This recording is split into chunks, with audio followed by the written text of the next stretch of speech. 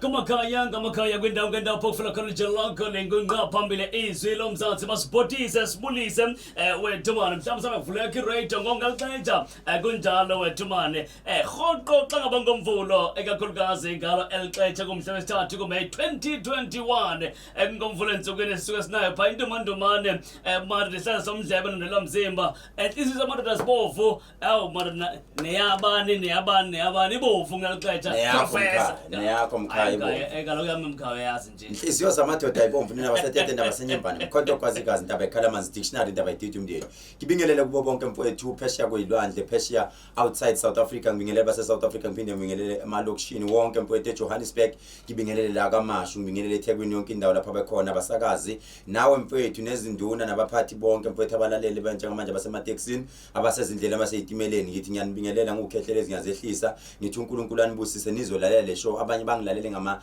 through internet ngithi lelo data olmoshi but you are investing something.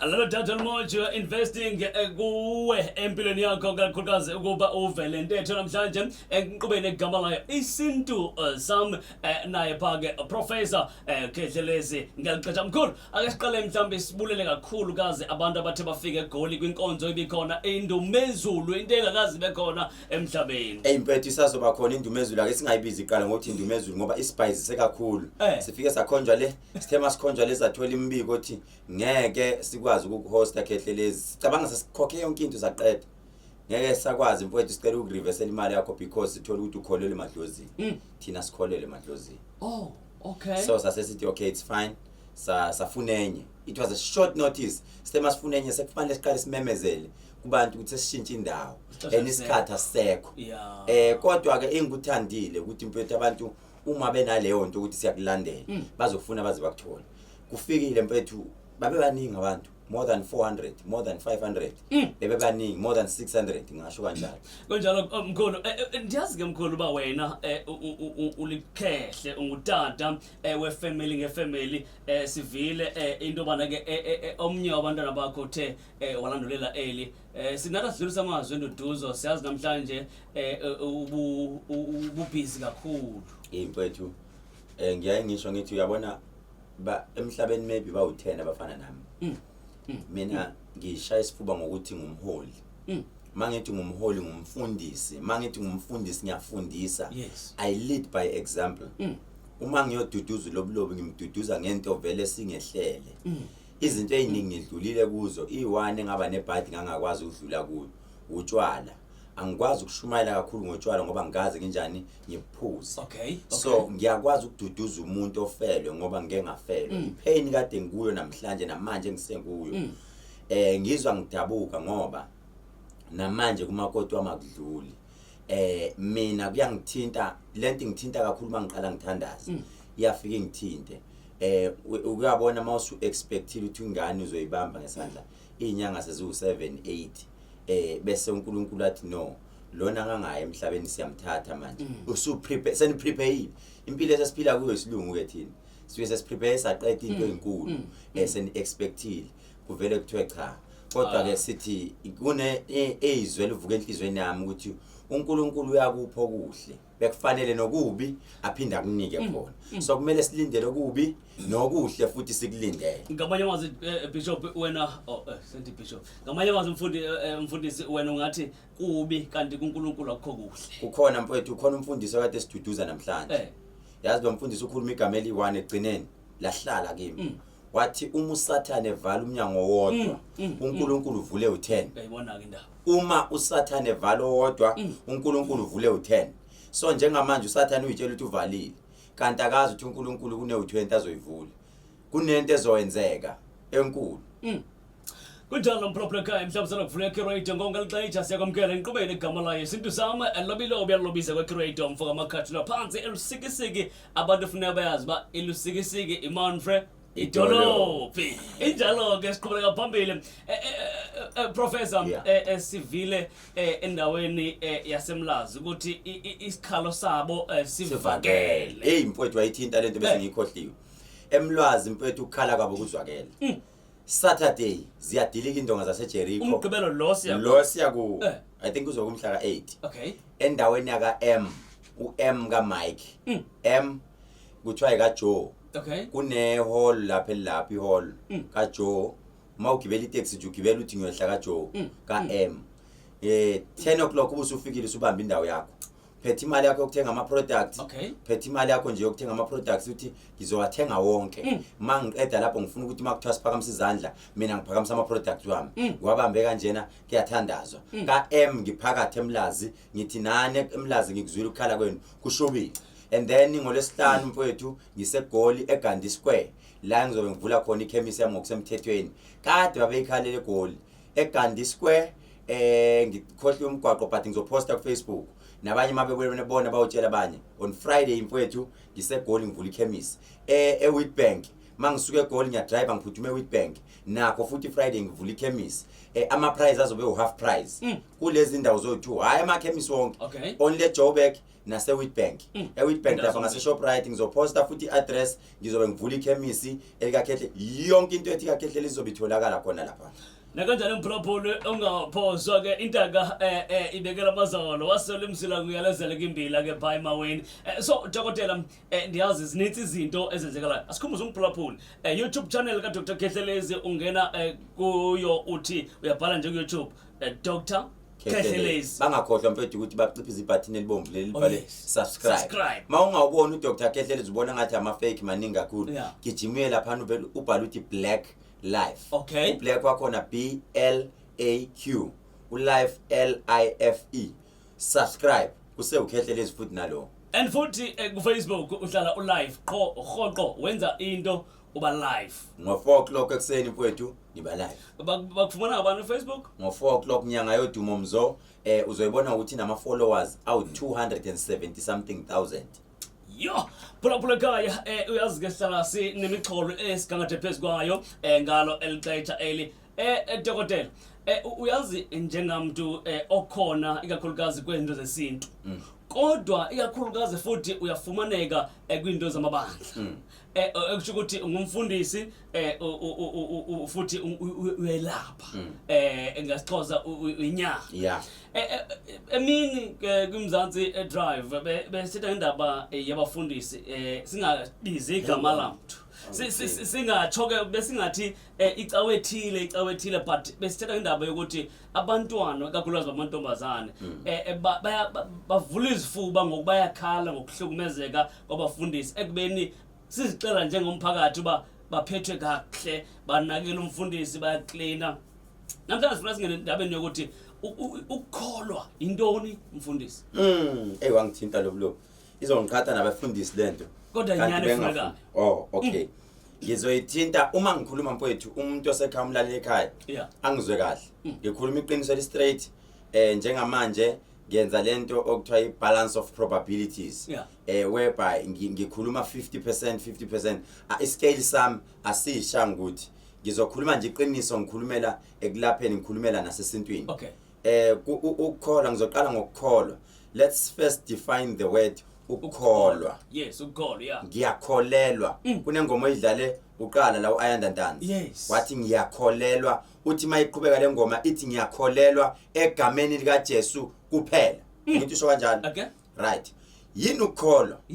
Right. Ngesilungu definition of ukukholwa. Uma kuthiwa ngiyakholelwa ngizokwenzela qala iexample. Mina ngiyakholelwa nguKhehlelezi ukuthi iCoke engiyiphuzayo ngiyithenga ku my friend esiphaza shop la ngoba ibanda kahle. Athi omunye umama ogibela imoto iRange Rover enkulu. Mina ngiyakholela ukuthi eyami iCoke ngiyithenga kaWoolworths. Sonke siphuza into yodwa la. iCoke. Kodwa sinale nkolelo. Asithenge endaweni eyi1 kodwa siyakholelwa. Asiye lana ke. Sonke lithi iBhayibheli qaphelani ngeinsuku zokugcina khona bayolwa bebanga igama lami. Bayolwa bebanga igama lenkosi. Njengamanje sonke sithi inkosi. Kodwa uma sithi inkosi siqhamuka ngama angle ahlukene. Why siqhamuka ngama angle ahlukene? Kukhona oqhenso omunye omthatha kancane ayibonene sengcono. Inkinga ibe la. inkingi bese kufundeni etafuleni Okay. kuthe makuhanjwe emhlabeni kwatholakala ukuthi umlungu yafika uzo introducer imfundo Yeah. kuthe mayifike introduce imfundo kwaba ne degree kwaba ne diploma kwaba ne PhD kwaba ne doctorate yonke into njengamanje uma singathatha umuntu umzalwane sithi lo mzalwane une PhD uthe mayine PhD wathi mina ngiyosonto eZayoni or afike nje uvakashe esontweni uzofika eZayoni athi no akuyona level yami le aye lapha esontweni labasindiswa ethi mayifika athole ugqoka amasudu kugqoke yonke into kuhle akukhulunywa isilungu yayizwa leyo nto ngikutshela ngesonto elidelelekile manje eZayoni athi no ngasonta la because they speak fluent English yayizwa leyo nto aqeda kushunyayezwa lapha esontweni bese beyamthatha bethi njengamanje awuyobonana nenyanga noma udokotela uKhehlelezi uzofika ethi never I cannot go into that room because these are demons yayizwa leyo nto ilahleke ngizoblame labana abadala okay ngizoblame labayana uma kuqala kuintroducewa inkolo mak introducewa inkolo mfowethu kunezinto ezilahlwe obaba bethu noma ezilahlwe omalume bethu because lento vele masiya kude le yayingekho zifike zalahlwa kunezinto ezilahlwe omalume bethu mabeyilahla kanti bamukela ukukholwa balahla okwakubo okungokwabo njengamanje angikusoli mfowethu ukuthi kunomfundisi kunenyanga kunesangoma kunani but inkinga ukuthi lithi iBhayibheli akekho umehluleli munye usezulwini kungenzeka ugceke ukhehlele ukukholwa usuku ukholelwa entweni njengamanje mayithi umuntu mina ngiyakholelwa Khehlelezi uyakholelwa ngoba uneproof unezinto angayikhomba ukuthi cha lo muntu uzenzile izinto sengiyakholelwa kuyena njengamanje kunabathi nami including me sikholela na kuJesu uma ngingabuza umbuzo we1 bethu ngidedela abalaleli manje bafone uyangizwa ukuthi ngithini ngithi mina ukhona omazi uJesu asikhulume iqiniso nje let's just face reality ukhona inomazi uJesu ianswer no asimazi sizwa ngokuthi inkingi bese kuthenini kusuke kwavela umuntu wakubo abambonayo abamaziyo omnyama wavela wazenza izinto wazenza imanga base beyabona ke laba abangasonti abenza ibusiness ngoba inkinga ukuthi ebafundisini abawu10 okay abawu9 baze kwibusiness they are in a business oyi1 ushumayelo kwangempela lithi iBhayibheli uJesu mayengena ethempelini uthola abantu bayadayisa phakathi uyabaxosha uthi phumani la akuyona indawo yani yokudayisa le uma umfundisi manje hamba ngePorsche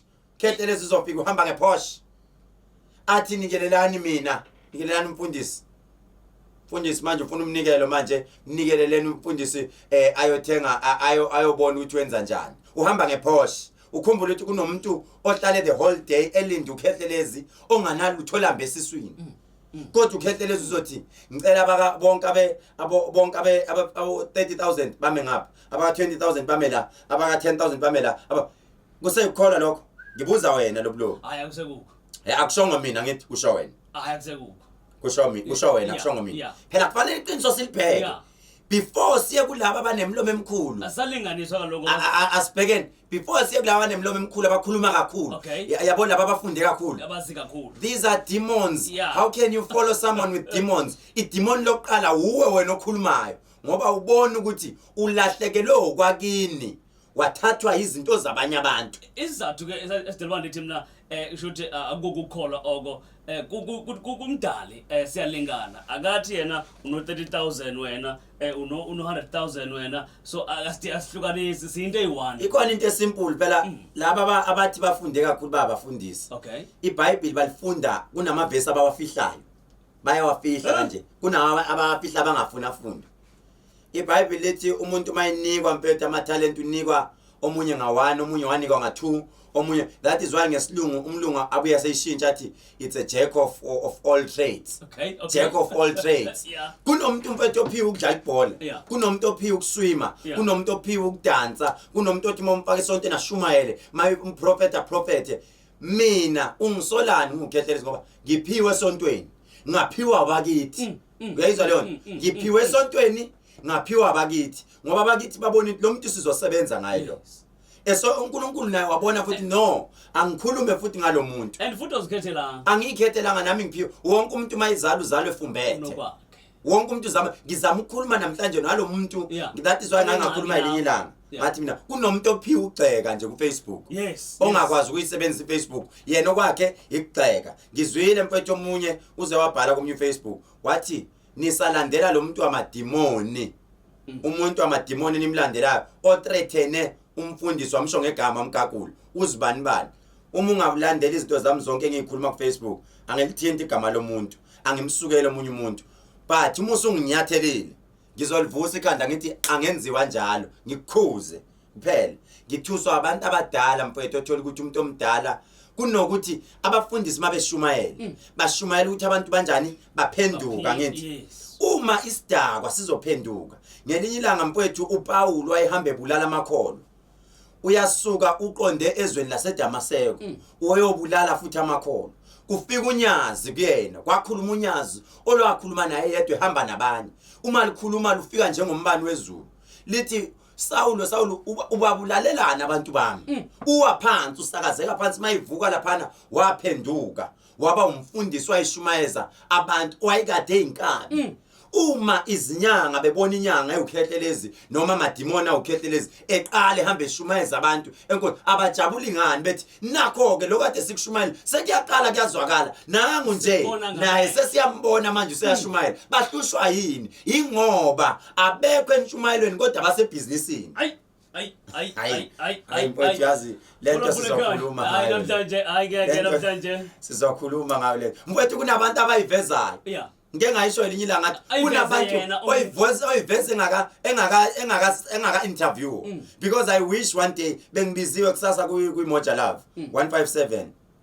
uthi ngizoshoot ukuthi hlangana naphi inkolo yesintu nenkolo ye Christianity okay bengizofike ngisho lento kunabantu abaphathiswe uNkulunkulu kunabantu abangaphathiswanga abahamba bayoyilandela bona babona opportunity kunomuntu onika udumo baba uNkulunkulu lo muntu incwadi efundekayo from emncane bakhe uzwa abantu besho bethi sambona vele khula wakhula esithanda isigubhu esishaya uyayizwa leyo nto kunomuntu esiqale nje ukumbona esemdala hayibo waduma nangumuntu hayibo wanebandla elingaka kanjani ngoba bengasonto ekhula lo muntu ebedaka utshwala ingoba uhambe wawulifuna udumo hayi ukuthi lento kuye kunezinto ahambe awuzifuna ukuthi ayibooste abazalwane bakhe bakholelwa kuye mase bekholelwa kuyena mayiseqale bona uKhehlelezi umfana omncane oyi-threat I was born 1990 ngomhla ka5 August wambona umfana ezakabe eyi-threat uyaqala bayakhuluma kukhuluma labo abangabona abazalwane bakhe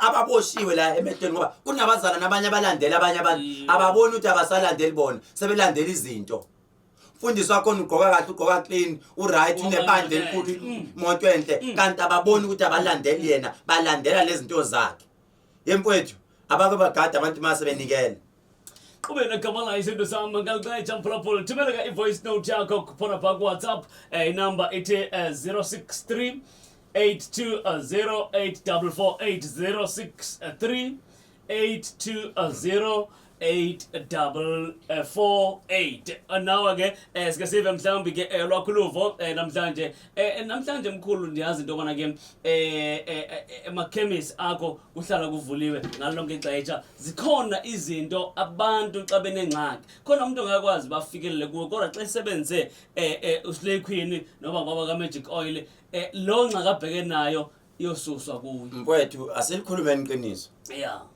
Ufuna singene nje emakhemisi ngiyakuzwa sizoya emakhemisi amakhemisi into ehlala ikhona lobulo ayipheli ukuyothanda ungathanda kangayi ngoba othanda usebonile usizo okay umuntu a human being ngeke umhlukanise nesihlahla ophinde iqale phansi dodo umuntu a human being umuntu ophilayo njengami ngeke uzumhlukanise nesihlahla ngithe eqaleni lobilobi masilandela lento inkinga sihlushwe imfundo wonke umuntu esuthola esibhedlela lo muntu usuka kuphi ezihlahleni hey madoda asithathe lento lobilobi siphinde wonke umuntu umjovo owuthola esibhedlela usuka kuphi ezihlahleni inkinga ukuthi imfundo phela ngithi that's why sekune medical doctor no dokotela lo wesintu a traditional doctor ihlukana lapho inkinga abantu bona izinto zingabalungeli ngoba isiko laba balihloniphanga abelungu ngekuzo ake senze into esimple njengoba be attack abaculi baba attack ama artists gospel artists cha ngeke ngisawulalela umculo wakho ezifa abancengile ngeke ngisawulalela umculo wakho ngoba uhamba nomuntu onamademon ubani onamademon ngoba wena ake siqale ngaye lo suke ekhuluma kakhulu ku Facebook ngathola ukuthi boss yakhe ubani owazi ukuthi owner ka Coca-Cola uba mbuzo oqala who is the owner who's owning Coca-Cola ngizokwenzela simple example alright I-owner ka Coca-Cola akekho yazi but siyayiphuza iCoke sonke ngithi what if I'm owning Coca-Cola hey madoda what if we mean I'm owning Coca-Cola I'm not saying you own but one day umuntu othelele ebusuku abonisa ukuthi hayibo yini ngathi uKhehlelezi uyena own Coca-Cola usoyiphuze sesuphuze 100 liters dala umuntu onamademon kanti uyayithanda wena ushuma mawusushumayele kakhulu futhi ufuna le Coca-Cola wazi kanjani ukuthi yimi ngi-own Coca-Cola ene ngishisa impepho ngithi bomkhulu yenzani ukuthi bayithenge kakhulu Coca-Cola yami wena uyithanda kakhulu wena ukhuluma kakhulu uthi ukhuluma la ube ku Facebook ngapha uphuza the very same Coca-Cola uyayiphuza lo muntu otamfuni iyamithi inkulumo njengoba begceka abaculi mfowethu kwesinye isikhathi uthola ukuthi iboss yakho iSulumani lenza izinto zabo zesintu liyayihlonipha usindisiyo uyayithatha leyo mali ngithi abaculi mabayeke ukubagxeka musani nje ukuyokhuluma ngabaculi kambi abaculi okoqala 1 icareer yabo leya basuke bekuthandazela ukuqashwa number 2 abaculi ngibathwale kuyi lockdown level 5 nawe wena mfundisi lo okhuluma kakhulu ulambile inkinga abafundisi ukuthi mfowethu engiyitholile bayahluleka ukuqasha abaculi bathi God bless you umculi akayifuni leyo nto abaculi bafuna imali yabo ayisebenza so hotel finish basebenzela imndeni yabo labantu banezingane banabakhosikazi umakoti wakhe mayiphumile expect ukuthi angene esephethe something so musani ukuthatha impi kaKhehlelezi niyenze abaculi mawufuna uKhehlelezi mqonde nje straight uye kuye siqo unzolinda uNkulunkulu angitshela ukuthi ngikuphendule uNkulunkulu mayengakasho ukuthi ngikuphendule kade babe ngihlokoloza kodwa uNkulunkulu wathi thula kunesikhathi la siyofika kodwa engikushoyo ukuthi umhlaba usiyogoqa amaqiniso azovela mfowethu ngenze uNkulunkulu osebenza mina ukuthi ngiveze amaqiniso futhi ngeke ngibaveze wonke sometime one by one uyoloku eziphahlaza umuntu athaveza ubuso bese ngiyalishaya ikhanda ngingqoqo madoda enkubele igama la isinto sami sihambe sive umphulaphula ngasekhaya phake ku WhatsApp number 063 820 8448 ake sive mhlambe uthini ngapha ngasekhaya yena Sawubona welobilo. Umona ebantwini into ephilayo. Iyothusa ke kubefundisi xa kanti yenzeka ngalendlela. Kodwa ke ekugcineni kona le bayithethayo ingalunganga into. Inene ukuba ngaba ungumfundisi weqiniso othetha inyani uzayibona ukuba ayilunganga.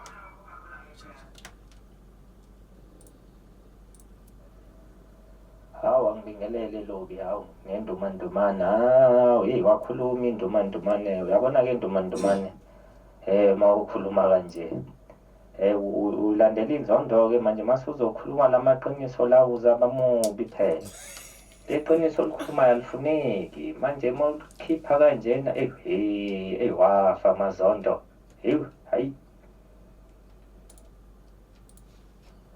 ngiyabingelela emsakazweni igama ngumazwi nqumalo ngicela wazisho ukuthi uhlala ngiphi nginenkinga mina ngisacela bangangibhekele iy'nto zami ngizolalela emsakazweni.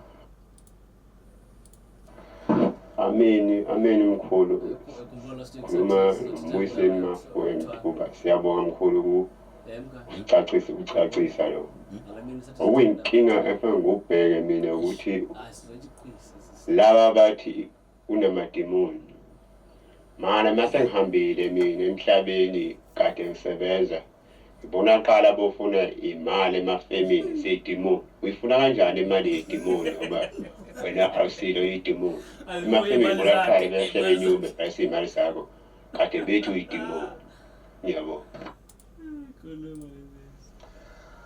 Ashu #my professor. Ndiyabulisa kuwe tata Lobi nawe tata Khehlelezi. Abantu baxakwe zingxaki zabo ezenza babone izinto ezingekhoyo. Ngumona wonke lo uqhubekayo wenza into babaxeke uprofessor. Uprofessor abantu baswele ukuqonda, abantu baswele ulwazi. Umuntu xa etshonile, umzali wakhe etshonile, xa efika kwela lizwe lingaphesheya, umoya wakhe ungena kwesinye isiqu abe lidlozi okanye abuye abe sesinyanya. Akekho umuntu ophilayo obuya abe lidimoni. Uyibekile inkosi ngumzimasa Rustenburg ngokuzalwa ndizalwa eNgcobo. Yabona lo mina ngithi Khehlelezi versus laba bathi ayikho indaba kaKhehlelezi. Kafana cinga kuyogcina mina useRustenburg ukumamela. Hayi ngisho phesheya strunas kuyogcina mina nasi lempi engilwaya ngihambi ngedwa. Kukhona engihamba nayo futhi mangithandaza kweqiniso. Yebo ngiyona ngokukhuluma ngiyona ngokubona. But ezonweni zami nginawo 40% wezono. 60% ngiyalenza iqiniso. Okay. Iqiniso engilenzayo likanje mfowethu.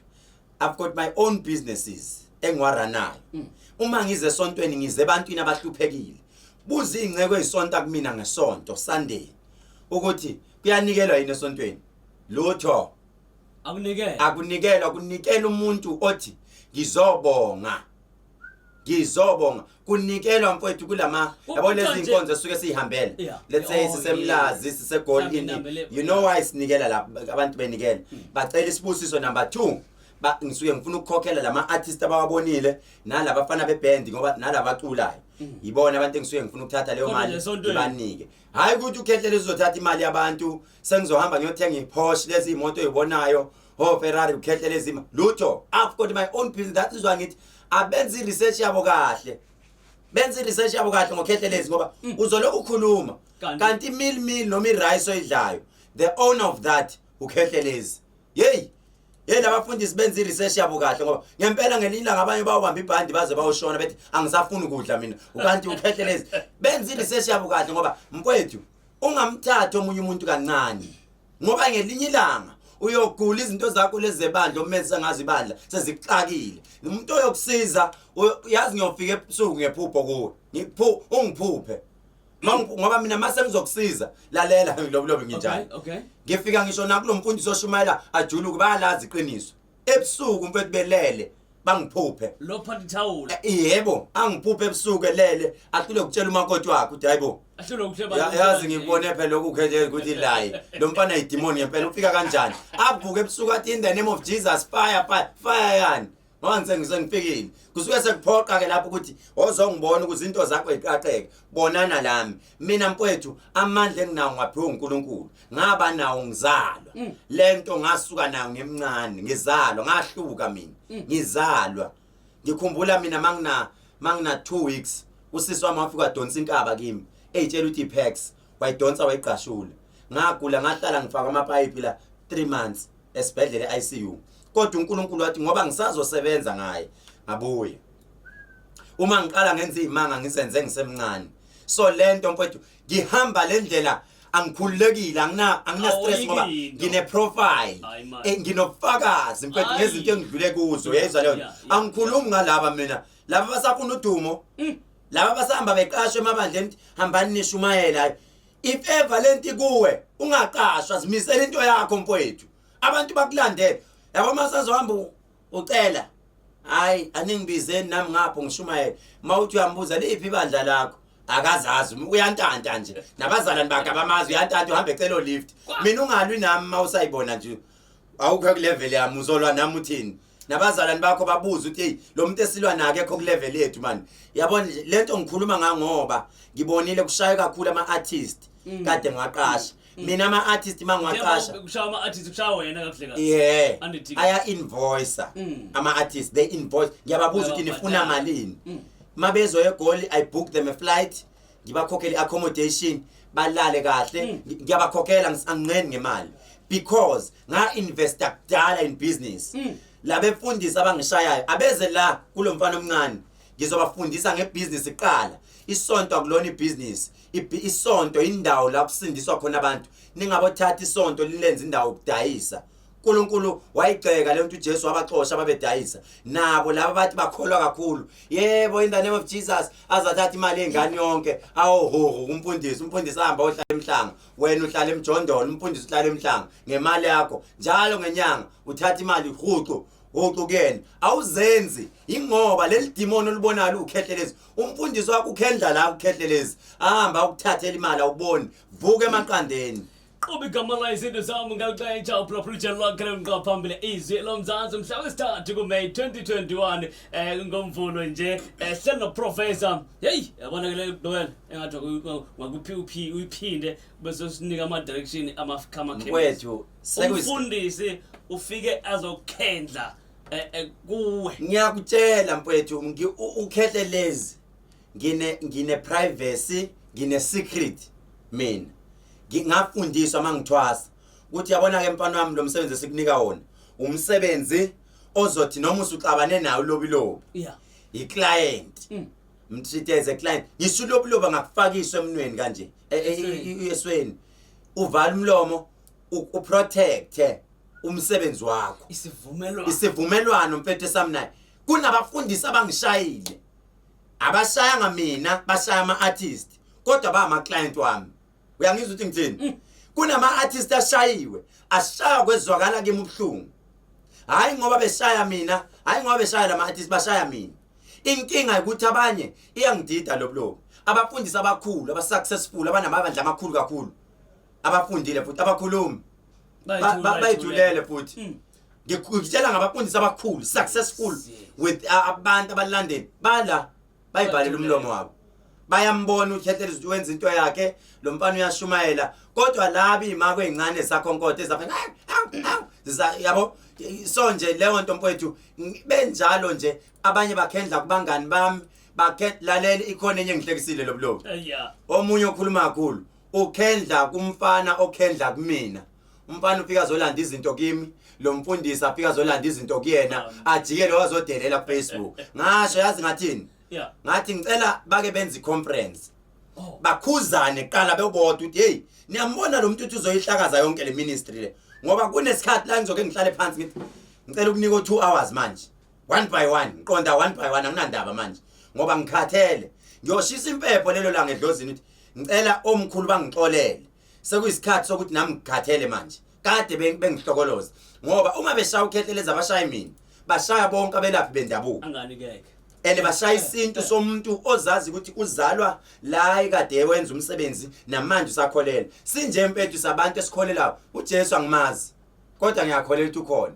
ngibona ngeyithomba ngimazi noma umlungu noma umuntu omnyama kodwa ngiyakholelwa ngezinto engizwa kuthiwa wayizenza angikaze ngizwe kuthiwa ngokuka Dingane 5 verse 7 kuhlala koka Luka noma koka Abraham noma uJoshua abelungu bonke labo ikuphi la ukukhulunywa ngesizulu khona ukuthiwa ngokukasenza ngakhona Dumanduma yadumesizwe hayi ngicela ngathi ay doctor asiyazi ke ku YouTube channel khona yonke intetho le ebuyiva namhlanje nezinye ke ngene ku YouTube channel bese ke uyabhala Dr Khehlelezi ungene ku Facebook khonqo uhlale live ayikho into ebhalwayo wethu ziyakhala yabona ngoba ngitshela ukuthi isukile ziyakhala isukile ke manje yabona manje isukile yabona ngolesithathu 4 o'clock abantu ekseni ngo4 o'clock bangene kwi Facebook page yami nyanga yodumo mzo ngizobe ngino Usama Phethi Zulu bayamazi kakhulu ku Instagram Sama Phethi Zulu intombazana nje ehliphizayo ngizongino Jackie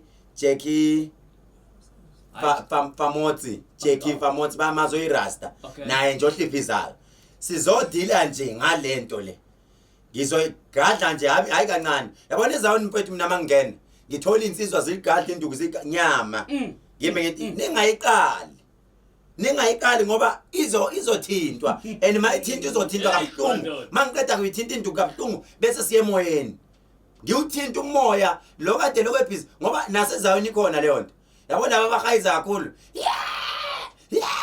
mase kuthiwa ake sesicela ukudedela umoya manje akuprofethwe nya noma uzobeza beprofeta yazi wena baba ubube nonyawo lubhlungu wena ubube nesandla esibhlungu akona umoya lo masiye emoyeni baba siye emoyeni manje sizofuna inkinga la ekhaya ngomhla kabani kwaphinja yafela endaweni kanje uthe kusuka lapho kwafika ubaba wayisuka endaweni kanje wayihamba ngemoto eyikuthi sisuke sesithinta umoya ke lapho sisuke sesingakho konke neyimako basheshe unyaka i-date i-ID number lapho imako zisheshe sihlehla babona hayi iyona into eyiprofesi nayo la kulabo befundisi abakhuluma kakhulu uma sekuthiwa kuyokuprofetheni bagcina ukuthi yeah, but the devil is a liar. The devil is isilungu. Mina khali ndaza bathi the devil is a liar. Mina ngihlala enkingeni. Onginaka mina. Hayi ngiyabona. Mina mangingena. Ngiyayihlela into yami. Kunabantu engibathumela phambili. Hambani niyoshumayeza abantu. Yabona mfowethu yamazi uRasta ushows bayamazi uRasta ushows. That guy is very intelligent okokuqala, intelligent and active. Uphiwe lo muntu, uphathisiwe. uRasta bayamazi ushows oshumayelayo. Lo muntu mfowethu noma ungazi ukuthi kuyena siwu2 sesikhuluma nje mfowethu uyawazi umuntu kanje adokotela ubaba wami wayenyanga yini mina owami umuthi engizokushaya ngawo izwi lenkosi izwi lenkosi yilona mfowethu engithi ngikholela kulona ngiyathanda mfowethu la kodwa nami la ngihloniphe la nami ngizohlonipha la ngiyayithanda into ayishoyo akagxeki noma ngimbiza athi ngibonga mfowethu ukuthi ingane zami ziyolala idlile ukuthi kanjani ngiyabonga mfowethu kodwa into engizoyenza mina Khehlelezi ngibonga ukuthi ungiphosa kwi-platform yabantu abasesintwini uthi ngiyobashumayela ene ngizobazuza afika shumayela abantu bayamthanda yabona ke laba abathi abakholela kuloko yabona ungabona umfundisi uthi angifuni ukushumayela etavern angifuni ukushumayela eSpain hayi usadlala wena ake nihambe niqala niye kwi-Bible school sabantu baye kwi-Bible school abangilandela abantu mfethu kwi-Instagram wami it's Dr. Khehlelezi send a request ngizoku-accepta Dr. Khehlelezi kwi-Instagram noma bangilandele kwi-YouTube channel into yokuqala ozoyenza ku-YouTube because inkulumo ezinjengalezi ngisazoyiloda kakhulu futhi uthi wena Dr. Khehlelezi uciphize ibutton subscribe noma uthi Black Life TV usubscribe lapha mawusuka lapho nale nkulumo uzoyithola futhi uye lapha njalo ngo4 o'clock ekseni bayazi bangithola kuzoshuba Wednesday kuzobe kuyimina kungizwe mcuno lo busy nje nawe ufuna amabheshe engazi amabheshwana akasiyeke ngizwe kanti lo baba kafingani ungizwe kanti ushona nini lo baba lo ulokho busy sifuna amabheshe engazi amabheshe abetheni so yimina ungizwe umngane wami ungizwe samuphethi Zulu uJeki sizobe sikhona mfowethu studio 4 o'clock ayilapho mfowethu kuyodili kuthiwa kwadili kumthangana inamba mfowethu abantu abafuna ukuzohlola njalo ngolesine ngisegoli abashaya inamba ethi 087 550 11 77 087 550 11 77 kuyashuba mfowethu eMlazi ngiyangena ngifuna laba abathi angikholela uKhehlelezi ngiyangena eMlazi Saturday kwa kwa Joe tshela umngane wakho asidibane khona ehall laphana ngikhona phathi mask yakho uphathe nje imali yakho yokuthenga ama products finish njalo ke mphulaphula inkosi yakho lasibululeke ixesha lakho dokotela